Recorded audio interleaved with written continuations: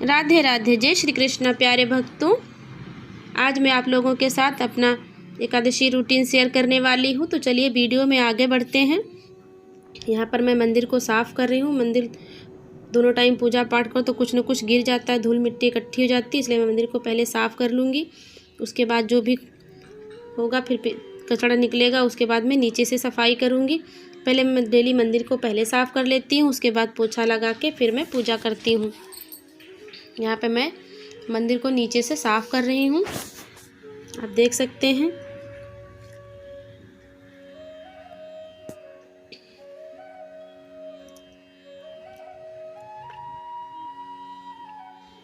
यहाँ पे मैं अलग अलग रुमाल से सफाई करूँगी। नीचे पोछा, जो फर्श पे पोछा लगाया उसका रुमाल मैं अलग रख देती हूँ।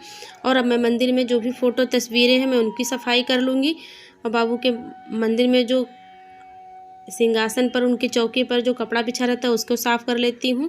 और फिर हमारे साइड में हमारे श्रीमन नारायण भगवान और हमारे श्री रामचंद्र जी भगवान विराजमान हैं, तो मैं उनकी सफाई कर लेती हूँ। कांच पे उनके सब धूल मिट्टी इकट्ठी हो जाती है। अब मैं मंदिर को साफ़ कर रही हूँ। मैं अलग अलग रुमाल से ही सफाई करती हूँ। आप लोग ये ना समझिएगा कि उसी रुमाल से मैंने नीचे भी सफाई कर दी और उसी में मंदिर से, नहीं, मैं ऐसे नहीं करती हूँ। और यहाँ पर मैंने अपनी आसनी को बिछा लिया है और मैं अब लाला को जगाऊंगी धीरे धीरे से, प्यार से भजन गा के। आप लोग भी लाला को ऐसे ही जगाया करिए। और सुबह के 8:30 बज रहे हैं, बच्चे हमारे स्कूल चले गए, उसके बाद ही मैं अपने लाला को जगाती हूँ। आराम से पूजा सेवा करती हूँ जिससे कि कोई जल्दबाजी ना हो, और प्यार से मैं अपने लाला को जगा रही हूँ। यहाँ पे मैं गर्म पानी करके ले आई हूँ। मैं गर्म पानी ही बाबू को पिलाऊंगी क्योंकि सर्दियाँ शुरू हो गई हैं। तो नहाने के लिए भी मैं गर्म पानी ही इस्तेमाल करूँगी और पीने के लिए भी मैं गर्म पानी का ही बाबू को भोग लगाऊंगी। और लाला को मैं यहाँ पे जगा रही हूँ भजन गा के, जागो जागो मोहन प्यारे जागो। और लाला हमारे उठ गए। अब यहाँ पे मैंने लाला को रेडी कर दिया है, नहला चुकी हूँ। नहलाने का वीडियो मैं इसलिए शूट नहीं करी हूँ क्योंकि हमारे गुरुजी मना करते हैं कि भगवान है वो हमारे, भले ही हमारे बाल गोपाल, लेकिन है तो भगवान ही। इसलिए मैं अपने लाला का नहाते वीडियो नहीं शूट किया। और मैं लाला का अभी यहाँ पर श्रृंगार कर रही हूँ। आप देख सकते हैं हमारे लाला बिल्कुल रेडी हो रहे हैं।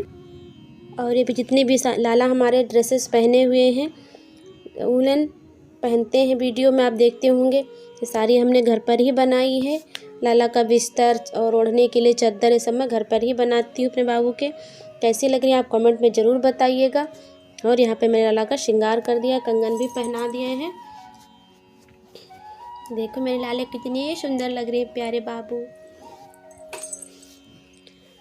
और अब मैं यहाँ पे लाला को बिंदी लगा देती हूँ। मेरे गिरधर बाबू को बिंदी थोड़ी सी बड़ी हो जाती है, इसलिए मैं नहीं लगाऊंगी क्योंकि उनका थोड़ा माथा थोड़ा सा छोटा है, इसलिए उनको मैं नहीं लगाती हूँ। लाला को कुंडल पहना दिए हैं।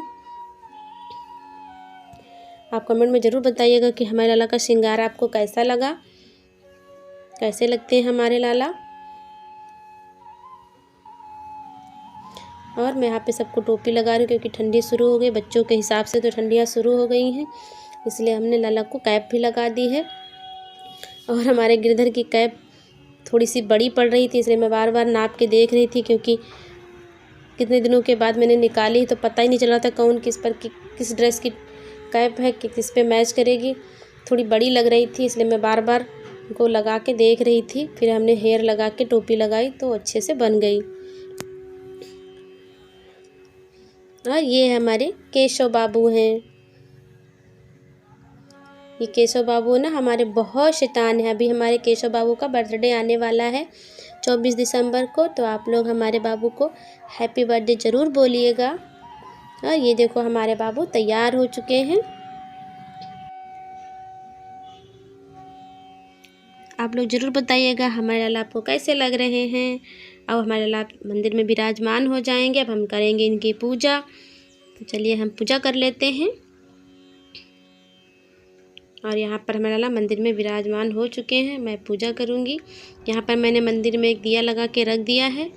मैं हमेशा से ही मंदिर में एक दिया लगा के रखती हूँ सुबह शाम, उसके बाद ही मैं पूजा करती हूँ। और यहाँ पर हमारे बाबू ये देखो कितने सुंदर लग रहे हैं मंदिर में बैठ के। ये जो पीछे रखा हुआ है हमारे केशव बाबू के, हमारी बड़ी बेटी ने बनाया है। और यहाँ पे मलाला को चंदन लगा देती हूँ थोड़ा थोड़ा सा।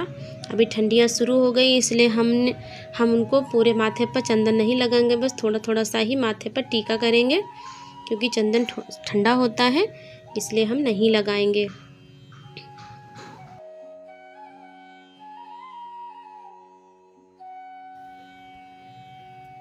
और यहाँ पे हमने पूजा कर ली, आरती कर ली है।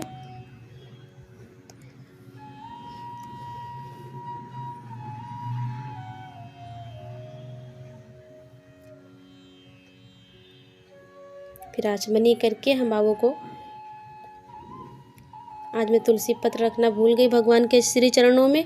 मैं तुलसी पत्ती तो आज के दिन एकादशी को तो भगवान के श्री चरणों में तुलसी दल तो अवश्य ही देना चाहिए, और मैं भगवान जी को आरती दिखा के स्वयं से ले लेती हूँ।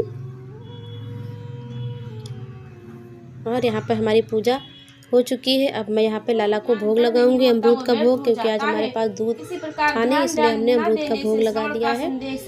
और यहाँ पे मैं श्रीमद् भागवतम कथा पढ़ रही हूँ। श्रीमद् भागवतम जो हमारे पास शास्त्र होते हैं उसको मैं पढ़ रही हूँ। और बुक पढ़ने के बाद मैं यहाँ पे ओम नमो भगवते वासुदेवाय की एक माला कर रही हूँ। और उसके बाद हमारी पूजा समाप्त हो चुकी है। और उसके बाद हम यहाँ अपने आसनी के नीचे थोड़ा सा जल का छिड़काव कर देंगे, क्योंकि कहते हैं ना कि जब अगर आप इंद्र देवता का नाम नहीं लेते तो आपकी पूजा इंद्र देवता को चली जाती है। इसलिए हम अपने आसनी के नीचे इंद्राय नमः शक्राय नमः करके जल छोड़ देते हैं और अपनी आसनी को उठा के रख देते हैं। हमने यहाँ पे बाबा को प्रणाम किया और प्रार्थना करके दंडवत प्रणाम कर लेती हूँ। काम हमें मंदिर से थोड़ा साइड होके करना चाहिए। कहते हैं कि भगवान के भक्त जैसे कि हनुमान जी मंदिर के सामने होते हैं, तो हमें थोड़ा सा साइड होके। कैसे लगा हमारा छोटा सा ब्लॉग ज़रूर कमेंट में बताइएगा। और फिर मैं भोग प्रसादम पा लेती हूँ भगवान से आज्ञा लेकर के, और आरती को उठा के तुलसी मैया के चरणों में रख देती हूँ, क्योंकि दो दिया जल रहे मंदिर में, कभी कोई हादसा हो सकता है, इसलिए मैं एक ही दिया रखती हूँ, उठा के तुलसी मैया के चरणों में रख देती हूँ। राधे राधे, हरि बोल।